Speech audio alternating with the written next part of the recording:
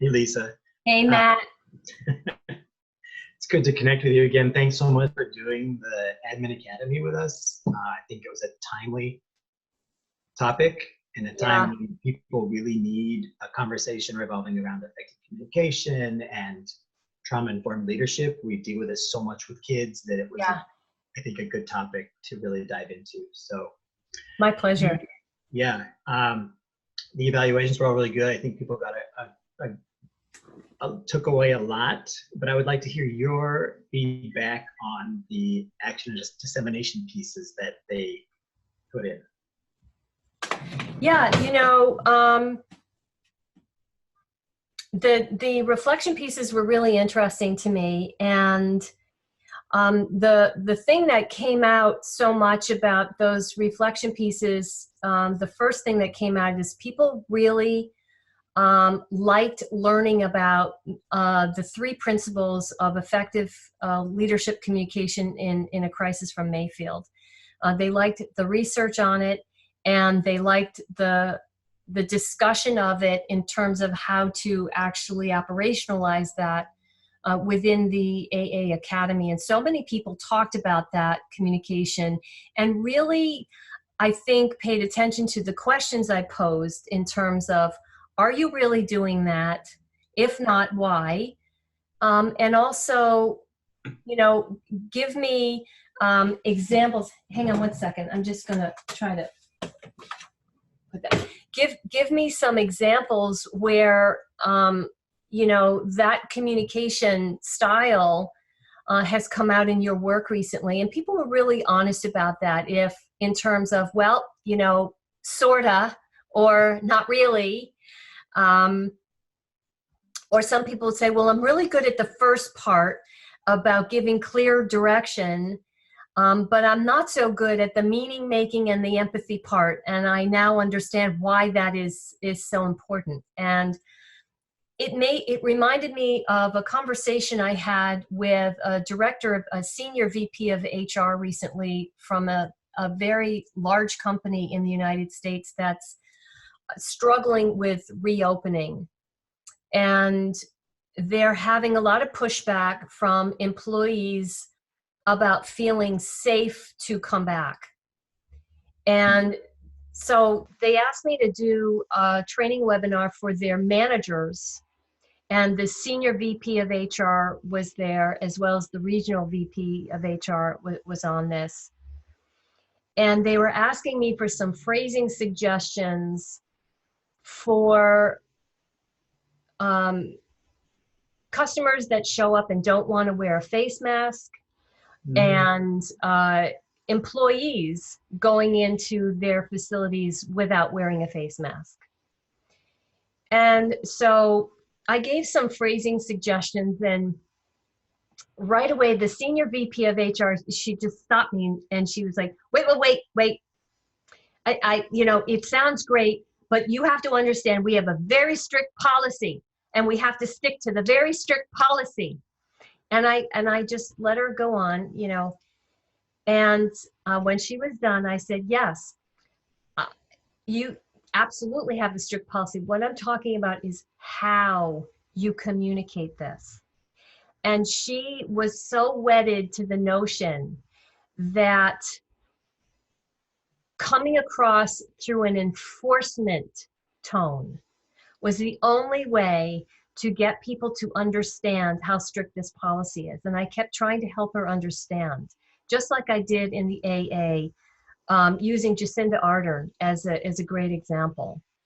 If you come across with clear and direct information, and you do that through meaning-making language and empathy language, by the time you get to enforcement, people are going to be in the palm of your hand and so want to do what you have to do that the discussion of what enforcement measures will be in place is a formality, right? And you see that so clearly with Jacinda Ardern and the fabulous results that... Well, she's just to remind people that she's right. the Prime Minister of New Zealand. And right. I saw an article about her and how effective New Zealand was in exactly dealing with all this. and how countries with women leaders Yes. have actually been more successful. Yes. So, Yes. yeah. The Prime Minister of Norway, Jacinda Ardern, Angela Merkel, they have all been able to talk in very plain language about how serious this situation was, and also provide clear guidance and inspire people to follow the guidance voluntarily without relying on that enforcement piece or the fear tone, which we saw with some other leaders in the world that started out with that and have had dismal results, right? Because leadership, especially in the time of a crisis, is about people voluntarily following you, their willingness to follow you voluntarily without this heavy enforcement piece. And by the time this webinar was over, the senior VP was shaking her head saying, yes, yes, yes, I get it. But I could tell by the way she was communicating that she fully intended on starting this big town hall she was going to have with the entire company through that lens of enforcement. And unfortunately, when you do that, people tune you out. Mm-hmm. They just tune you right out, right? And resist. Yep. They just tune you out because, let's face it, adults don't come to work to be, treated like elementary school children, right? They want to be treated like adults. And you can have a very strict policy and you can have really, strict enforcement, but when you use that meaning-making language and the empathy, you don't have to pull them along. They'll walk with you. And what I found in the reflection pieces so much was this understanding of how important the communication piece is within trauma-informed leadership, right? I think that a lot of people didn't understand that before, maybe to the extent, and didn't really kind of do a lab analysis, if you will, on how they go about communicating. And so what I noticed in the reflection pieces is that some people were very willing to be self-reflective here and to really have a think about not only what they say, how they go about leading, but how this has impacted them and how the impact on them has impacted, who they're speaking to. And I found a lot of people, very willing to go down that road of self-reflection and look and see where, I need to do some changing here, where others were very resistant to that and were all about, look, I just need to get things done. And once I get all these things done, then I'll be self-reflective about it. And that's a very normal, common response among people in leadership. The downside to that is when you don't start with the self-reflective piece in terms of, okay, what has this event done to me? How has this impacted me personally? And do I understand how it has impacted the people who report to me? And once I understand that, how do I speak to them about this? Because this is not business as usual. The world has changed. My world that I'm a leader has changed. So how do I need to change with it to be not only effective, but relevant to people who are looking to me for leadership? And I cannot overemphasize that starting with that self-reflective piece. I don't mean staring at your belly button. I mean, looking at some of the questions I put in the prompts for writing that self-reflection to help them kind of create a structure for them to be asking some of those questions. The people who were very willing to go into that self-reflective piece realized that they came out of the gate running and described themselves as type A and was running on pure adrenaline, and then they hit the wall. They just hit the wall and they realized, I cannot keep moving at this pace. And they got stopped in their tracks. And it was actually, in the way they discussed it, a very valuable experience for them, because they realized, I'm not letting enough other people who are really quite capable and talented to do things. This notion as a leader that I have to be in charge of everything, I have to be in control of everything, I have to be the one doing everything, number one, will wear you out, right? And the notion that you can be in control of everything is really an illusion, because you're not.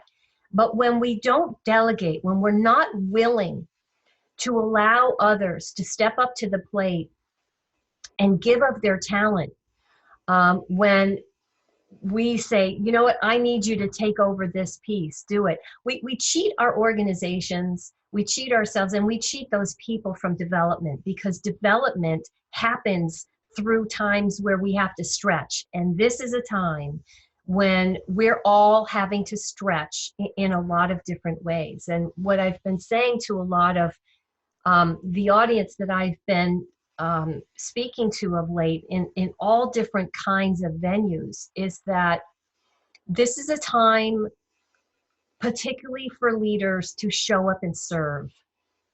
Keep it simple, just show up and serve.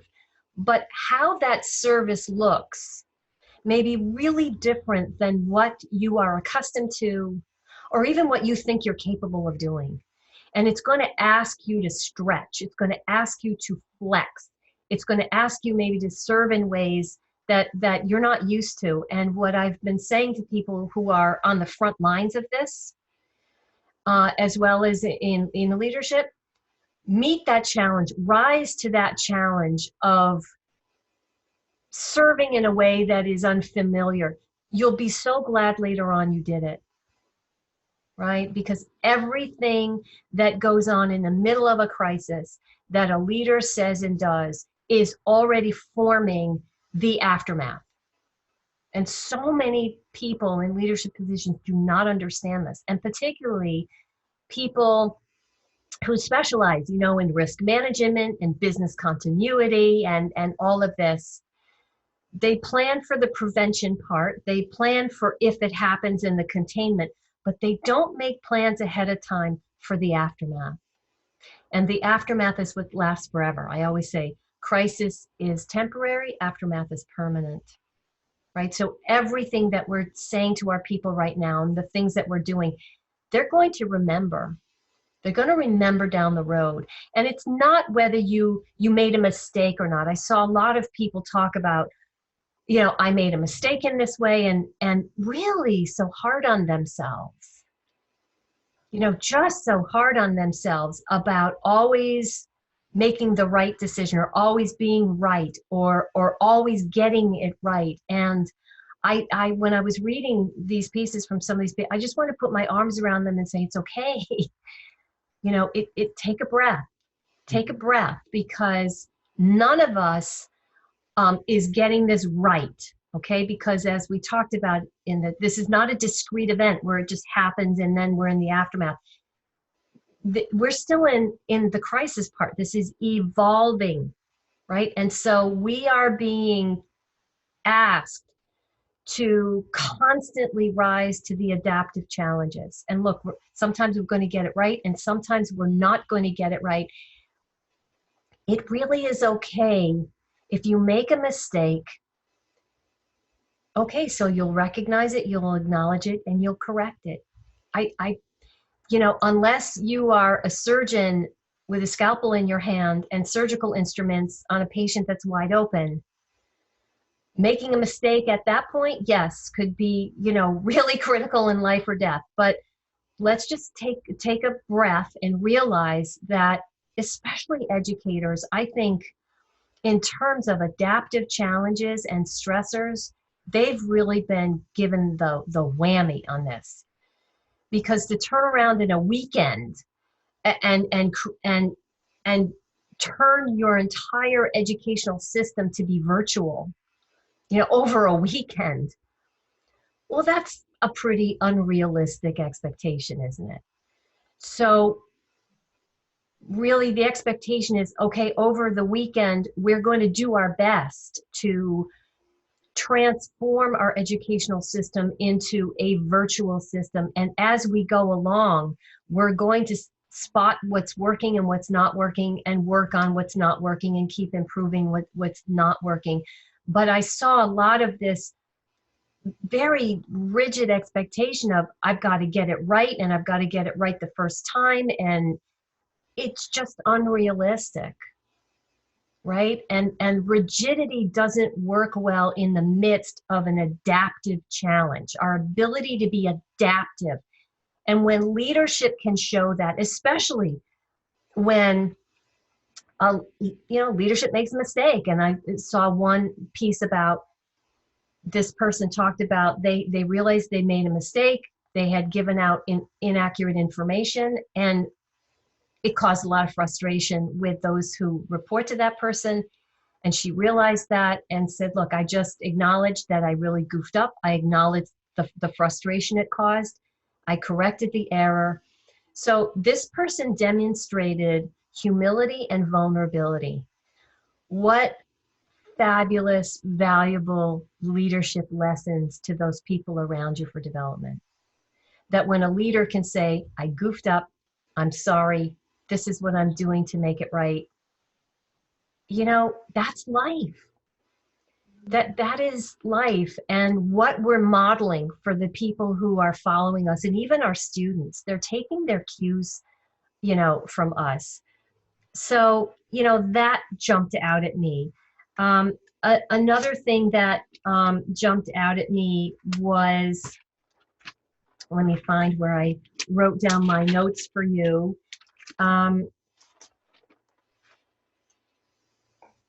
This word of improvement, in some of the reflection pieces, I pick up on this word a lot. People use that word improvement like it's a hammer, right?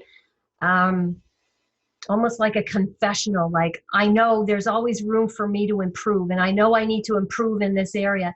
And when I'm doing work around character strength development and problem solving, I use modalities that are inherently built for a very positive approach and reflection.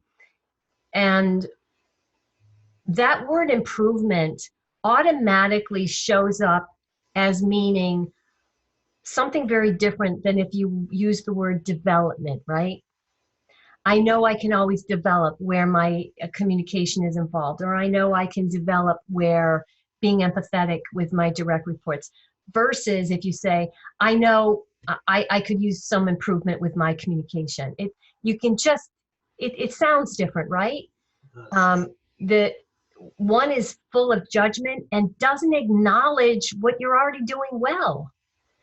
Right? So development, when you use that word development, I can always use some development in my communication, whatever. It acknowledges what you're already doing well, and that going forward, you're building on what is already going well, right? Which is a very positive framework for development, that when we work with other people in an environment of development versus improvement, there's far less resistance and far more cooperation and excitement about developing, which is why I'm not the biggest fan in the world for, performance evaluations and things like that. I think there's more harm than good that's done in that. And you really, getting it right is pretty tricky.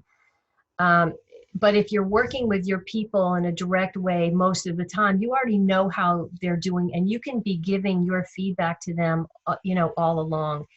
And in particular, during a crisis, the willingness to get that same kind of feedback coming to you is critical. And it's one of the things that I asked about in the reflection piece.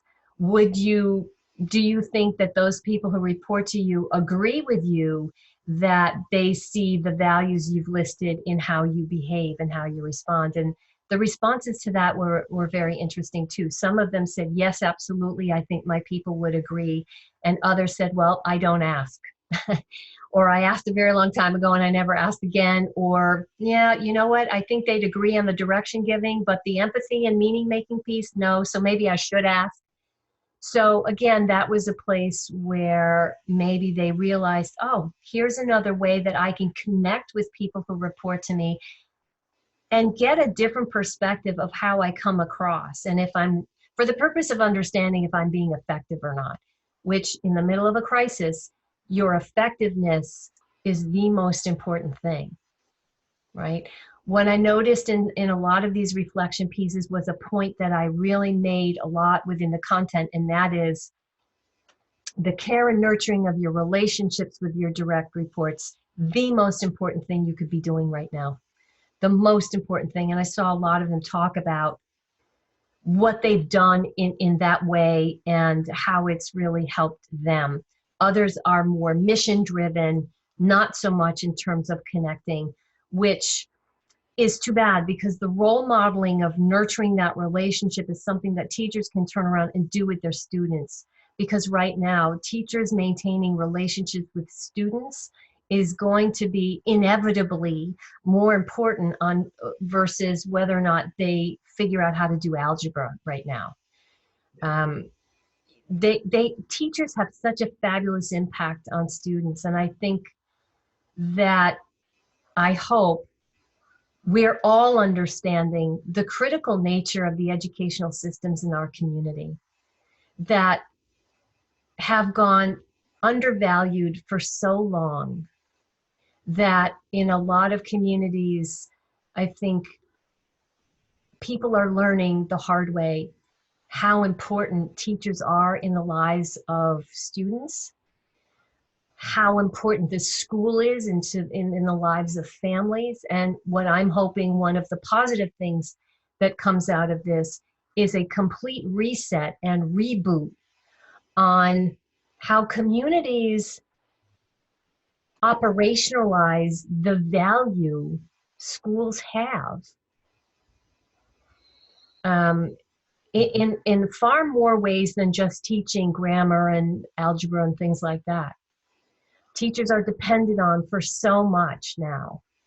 And when all of a sudden families couldn't have that in their lives, boy, did they learn the hard way. You know, boy, there's a person named a teacher who's with my child all day long. I'm having a hard time homeschooling my kid for 2 hours, and there are people who do this 8 hours a day, you know, week after week. With 25 other kids at the same time. That's right. That's right. Yeah. So I'm very much hoping that there can be a reset on that, which would go a long way to helping heal the tremendous burnout and compassion fatigue and secondary trauma that educators experience and came into this pandemic with, right? And what I'm also hoping is that the educational systems in our country reboot and reset. I've seen an alarming rate of very negative styles of communication coming out of the most senior leadership areas of education, you know, on down to their constituents within communities. Not practicing those 3 principles of leadership communication in a crisis that we talked about here. And as a result, completely stressing out teachers and superintendents and principals at a time when you need these people badly to be functional. Mm-hmm. Sending out one, I'll call it an edict, you know, these edicts after another, you know, like the sky is going to fall, one edict after another in very harsh language, you know, do this or else, and in very unrealistic timeframes. Get this done by this time, and this nonstop, without seemingly any understanding that they're actually exacerbating for educators what educators are already being impacted by. And that's the recipe, as you know, for burnout, right? And in the middle of this pandemic, when education is a system to help create some consistency and structure for kids whose lives, their structure just went up in the air, to do this with some consideration and empathy for the people who have to go out and actualize all of this. It has hurt my heart to read a lot of the communication coming from the most senior levels of education, and the seemingly lack of self-awareness of how they communicate to superintendents and principals and teachers in their area makes the problem worse rather than better. And I don't think these people who are in these positions do this because they're bad people. They're not bad people. They're just reacting to an outsized external stressor that is overwhelming their internal resources, right? But they are making all the classic mistakes of effective communication so that people know what to do and how to do it to create good results.